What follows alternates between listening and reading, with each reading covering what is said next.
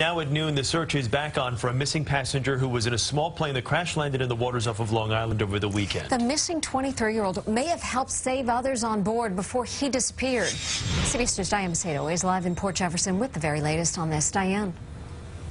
Chris and Mary, we're actually here on Setauket Harbor, right near where that plane came down. And about 2 hours ago, we started seeing not only U.S. Coast Guard, but also Suffolk County police boats, as well as Harbor Patrol boats coming through this area as the search continues for that missing passenger. And we also spoke to a witness who believes he heard that missing man in the water that night.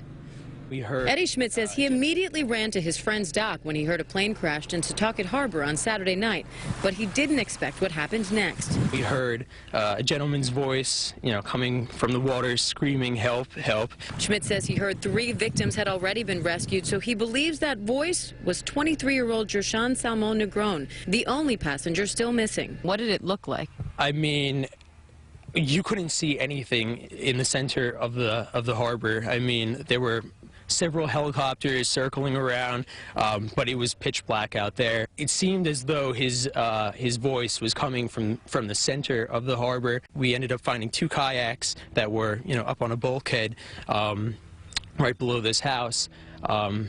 Within about 2 minutes, 2 officers came running down the stairs. Schmidt says the officers took the kayaks and disappeared into the darkness, but he never saw them again. Still, Salmon Negron's mother says she's not giving up. We had some expectation because the body, that they didn't find anything, the body or him. I just want whoever can walk around and look for him to bring it back to me. Officers on kayaks were able to rescue the other 3 men on board, 25-year-old Wadi Perez, 25-year-old Austricio Ramirez, who was at the controls when the plane started having engine trouble, and 36-year-old flight instructor Nelson Gomez, who then took the controls, alerted air traffic control, and force landed into the harbor. Tower 29099, we just had an engine failure. November 099, you need some help? You got to put it down on the shoreline, 29099.